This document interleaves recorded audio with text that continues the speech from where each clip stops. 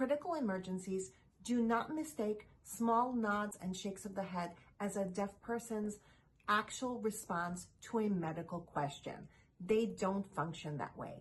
Small nods and shakes of the head show that the deaf person is following along with the question or the conversation. They are meant to show you that the person understands you and is engaged in the conversation. This is kind of like when hearing people are on the phone with each other, and we tend to use sounds to let the other person know that we're still paying attention. Sounds like They don't actually mean yes or no. In the same way, it is very dangerous if you take a small nod or a shake of the head as a response to a question. Instead, complete your question and wait for a real response.